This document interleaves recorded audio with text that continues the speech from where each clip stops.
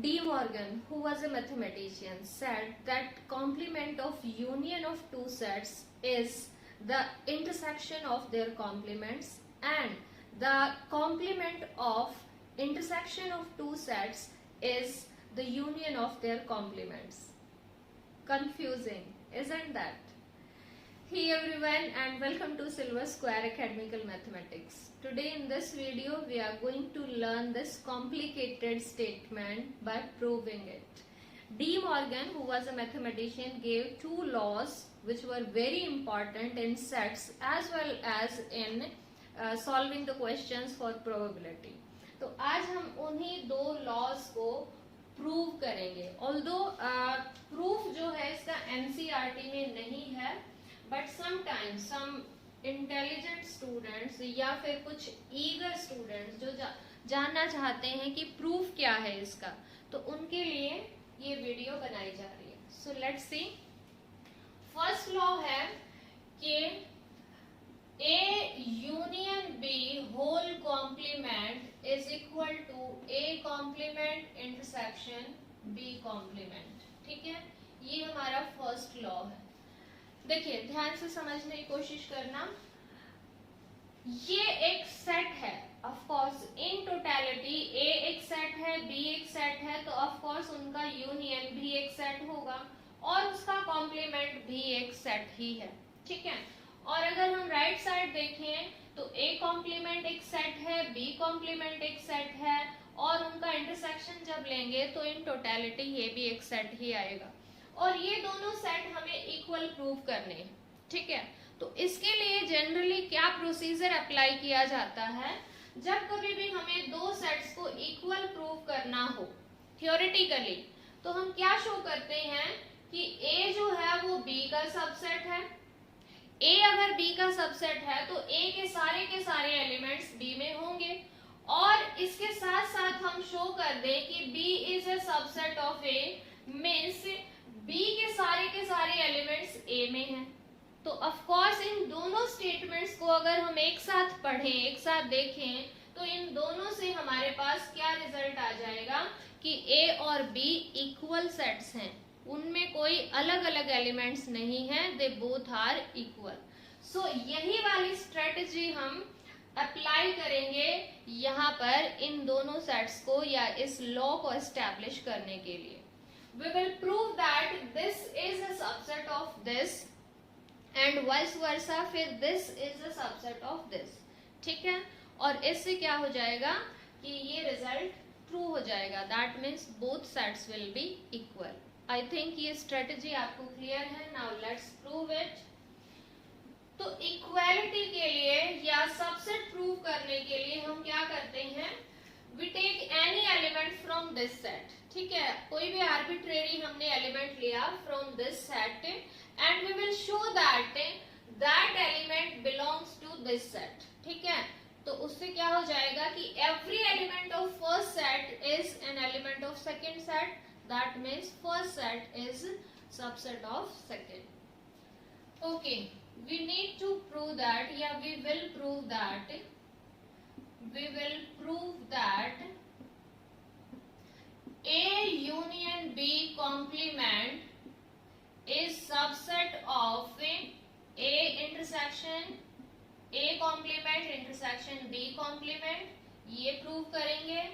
And साथ के साथ हम क्या प्रूव करेंगे कि this is a subset of this, यानी कि A complement intersection B complement is a subset of A union B whole complement. ये इसका सबसेट है और ये इसका सबसेट है, तो क्या होगा, दोनों इक्वल ही होंगे, तभी स्टेटमेंट पॉसिबल है. So we are going to prove that. So इसके लिए जो फर्स्ट पार्ट है, ठीक है, वो फर्स्ट पार्ट देखिए, यानी कि हम इसको यहाँ पर इसका सबसेट शो करेंगे. Let we are taking one element from here. Let x which is any arbitrary element which belongs to A union B complement. हमने यहाँ से कोई भी एलिमेंट लिया and now we are going to show that this element belongs to this. इसके लिए क्या करेंगे, देखिए ध्यान से समझिए. आई एम श्योर कि आपको बहुत अच्छे से समझ आने वाला है। Be patient. x अगर कोई एलिमेंट है जो कि किसी सेट की कॉम्प्लीमेंट में है, तो इसका मतलब क्या होगा? दिस इंप्लाइज कि x does not belongs to A union B। देखो ध्यान से, अगर x से कोई एलिमेंट है जो किसी सेट के कॉम्प्लीमेंट में है, तो ऑफ कोर्स x जो है उस सेट में नहीं होगा, ठीक है। और अगर x से कोई एलिमेंट है जो यूनियन में नहीं है, ठीक है, दो सेट्स की यूनियन में नहीं है, इसका मतलब ना तो वो पहले सेट में है ना दूसरे सेट में है, क्योंकि दोनों में से किसी एक में भी होता तो ऑफ कोर्स यूनियन में आ जाता, ठीक है। तो दिस इंप्लाइज, ये स्टेटमेंट क्या कह रही है कि x does not belong to A and of course x does not belong to B, ठीक है। ना तो A में है ना ही B में है। अब अगर x जो है वो A में नहीं है, तो of course it will belong to its complement, ठीक है। x does not belong to A, इसका मतलब क्या होगा कि वो उसके कॉम्प्लीमेंट में होगा। और इसी टाइप से अगर x B में बिलोंग नहीं करता, तो ऑफ कोर्स उसके B के भी कॉम्प्लीमेंट में होगा, ठीक है। अब देखिए, x एक ऐसा एलिमेंट है जो A के कॉम्प्लीमेंट में है और x ऐसा एलिमेंट है जो B के कॉम्प्लीमेंट में भी है, तो क्या ये दोनों के इंटरसेक्शन में नहीं आएगा? Isn't that? क्योंकि अगर एक एलिमेंट दोनों प्लेसेस पे है, दोनों सेट्स में है, तो ऑफ कोर्स उनके इंटरसेक्शन में वो आएगा ही आएगा, क्योंकि वो कॉमन एलिमेंट हो गया। So this implies x belongs to A intersection, sorry A complement intersection B complement. तो अब देखिए, हमने कोई आर्बिट्रेरी एलिमेंट लिया था from this set and we have shown that कि ये यहाँ पर आ चुका है, ठीक है। वही एलिमेंट यहाँ पर बिलोंग करता है इस सेट से। So that means all the elements of this set belongs to this set, यानी कि ये सेट इसका क्या हो गया है? Subset. So this implies A union B complement is a subset of A complement intersection B complement, ठीक है। Let this is our statement 1। इस स्टेटमेंट को हमने 1 कह दिया। अब हम उल्टा प्रूव करेंगे इसका सेकेंड पार्ट, यानी कि ये। और इसके लिए फिर से सेम स्ट्रेटेजी, हम क्या लेंगे? कोई भी एक ऐसा एलिमेंट लेंगे जो इस सेट से बिलोंग करता है, और हम शो कर देंगे कि that element also belongs to this set. So that means every element of this set will belong to this set also, that means this set will be a subset of this, ठीक है। यही strategy है। तो now let x belongs to this set, यानी कि A complement intersection B complement, okay. देखिए, अब x जो है वो A complement intersection B complement से बिलोंग करता है, तो दिस इंप्लाइज जो x है वो किससे बिलोंग करेगा? x belongs to A complement and x belongs to B complement, ठीक है, क्योंकि इंटरसेक्शन है तो दोनों में ही होगा। अब अगर x A कॉम्प्लीमेंट में बिलोंग करता है, so that means x will not belong to A, isn't that? And x will not belongs to B also, क्योंकि वो B कॉम्प्लीमेंट में है। अब x जो है वो ना तो A में है और ना ही B में है, तो यूनियन में कैसे आएगा? दैट मीन्स उनके यूनियन में भी वो एलिमेंट नहीं होगा। एंड दिस स्टेटमेंट इम्प्लाइज कि x does not belong to A union B। A union B में वो बिल्कुल नहीं होगा, क्योंकि अगर या तो A में होता है या B में, तो यूनियन में जरूर आ जाता है, लेकिन ना तो A में है ना ही B से बिलोंग करता है, तो दैट मीन्स वो यूनियन में नहीं होगा। और अगर ये यूनियन यानी कि इस सेट में नहीं है, so that means x will belong to their complement, ठीक है, इसके कॉम्प्लीमेंट में बिलोंग करेगा।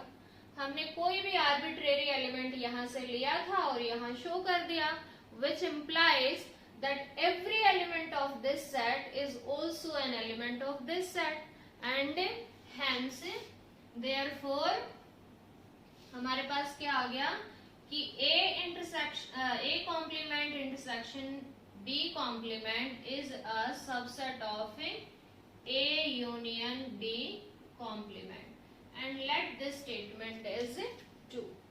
अब फर्स्ट और सेकंड स्टेटमेंट को ध्यान से ऑब्जर्व कीजिए। यहाँ पर कह रहे हैं कि ये इसका सबसेट है, और वहां सेकंड स्टेटमेंट में क्या कह रहे हैं कि ये इसका सबसेट है। तो दोनों स्टेटमेंट से क्या बात साबित हो रही है कि दोनों इक्वल ही हैं, तभी ये पॉसिबल है। ठीक है, तो lastly from statement 1 and 2, statement 1 and 2 we get, यहाँ हम इक्वेशन नहीं लिखेंगे क्योंकि ये इक्वेशन नहीं है, इनको हम स्टेटमेंट ही कहेंगे। From 1 and 2 we get that A union B whole complement is equal to A intersection A complement intersection B complement. So this was De Morgan's first law which established, जो कि एक relationship दे रहा है किस किस के बीच में, intersection union and complement of two sets. ठीक है, एक्चुअली डी मॉर्गन के दोनों ही जो लॉज हैं वो एक रिलेशनशिप इक्वल टू का साइन है यहाँ पर, दैट मीन्स एक रिलेशनशिप है between union, intersection and complement. So this is how you can prove the first part, and now let us see second part. You may pause the video to note it down.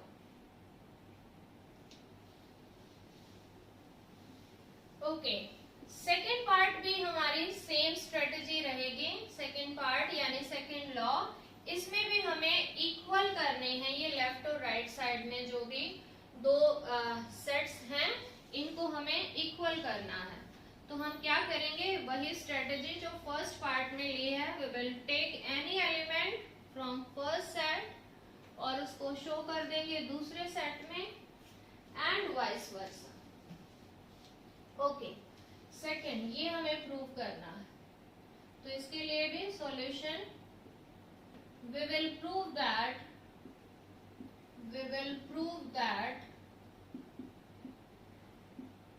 A intersection B complement is a subset of A complement union B complement, and साथ के साथ हम क्या show करेंगे, A complement intersection B complement is equal to,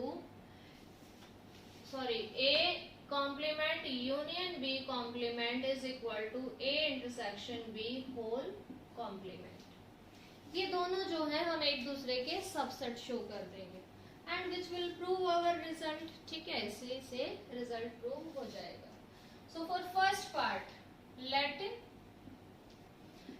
x is any element which belongs to this set, और ये set क्या है, A intersection B whole complement. अब ध्यान से देखिए, एक एक स्टेप जो है रटने की जरूरत नहीं है, आप बस उनका मीनिंग आपको पता होना चाहिए। लाइक x कोई एलिमेंट है, अगर वो किसी सेट के कॉम्प्लीमेंट से बिलोंग करता है तो this implies x will not belong to that set, A intersection B में नहीं होगा।